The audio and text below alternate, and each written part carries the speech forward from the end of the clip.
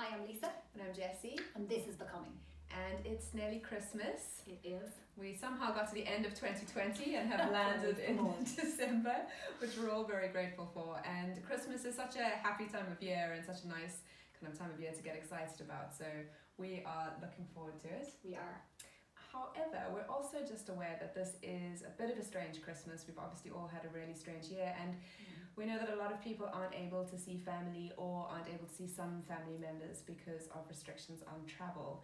And I'm actually in that exact position, so I really can relate. If that's you, I fully understand. I was very much hoping to be in South Africa this December. I've got a baby nephew that I was hoping to meet, but that so wasn't warm. Possible, and it would have been so warm. I'm all for a summer Christmas, by the way. I know I live in Europe now, but I'm convinced it's meant to be summer for Christmas time. I disagree strongly, but I understand the urge to want hot weather.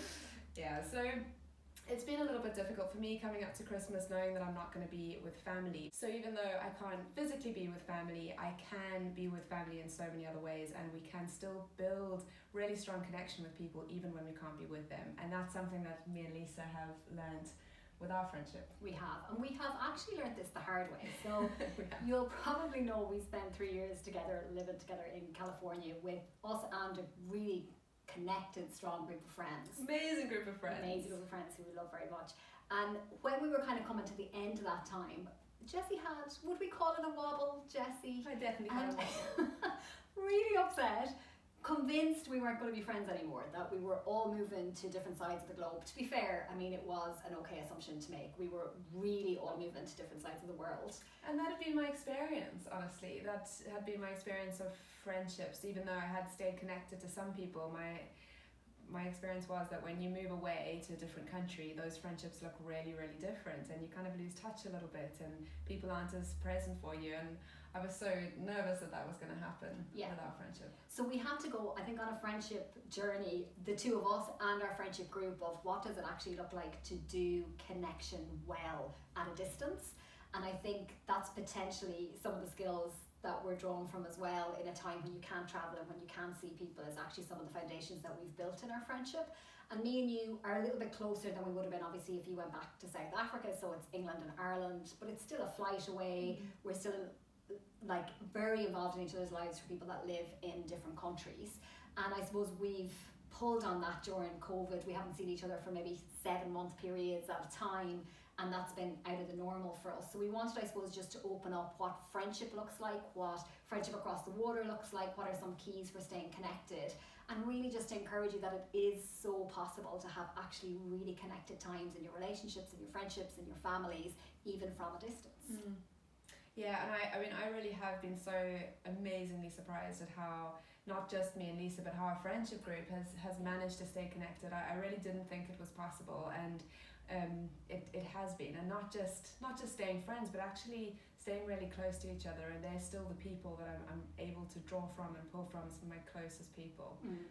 I think probably the main key would be being intentional.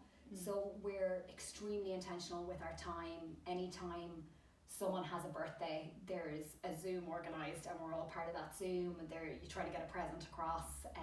If it's Ecuador, it's really hard to get stuff into our very good friend in Ecuador, so we have to look at ways around that. But it is trying to show people we're there, we're showing up, we're present, even though it looks different, and that takes way more planning when there is distance involved. But it's still so doable. So some of my most connected people on my birthdays or special events for me will be people that actually don't live in the same country as me, which is quite incredible, really. And it takes that little bit of effort. Yeah. But it's doing that. It's just making that extra effort.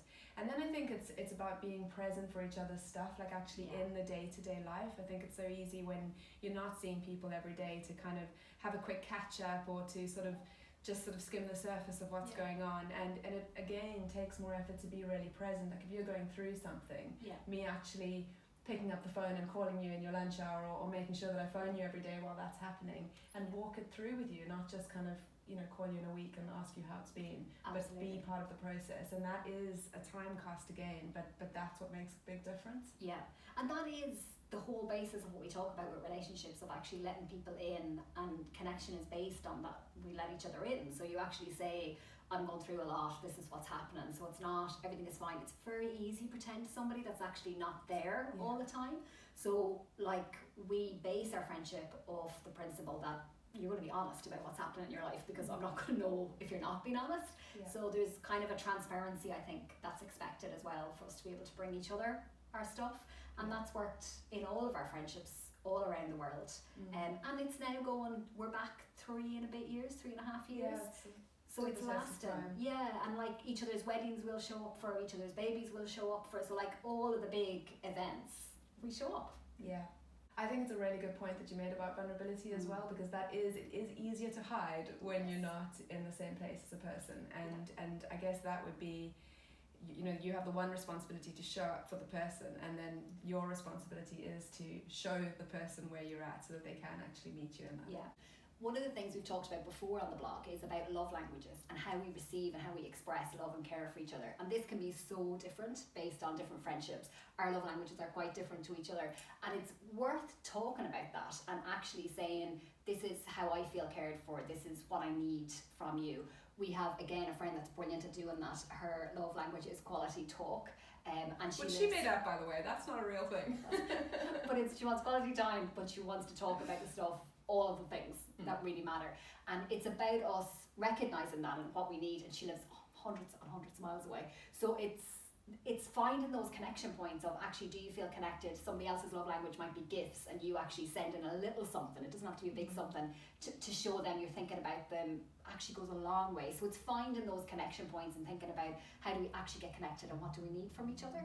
That's so true, and these things are even more important if there's distance between you. And so this Christmas, if there's people that you know that you're not going to be able to see physically and yet you really want to connect to, we just encourage you to take some of these keys and just be that little bit more intentional and do the little things. Find out what would make them feel really loved. What is their love language? How can you send a gift? How can you find a way to surprise them with something? And how can you really show up for them and be calling them and being part of their process in this time?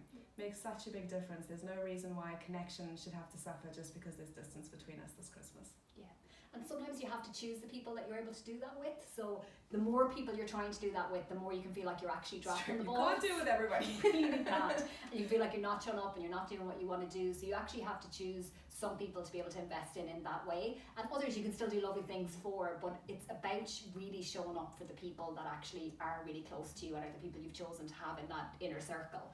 And really just actually making them know that they're loved for and they're cared for despite any distance.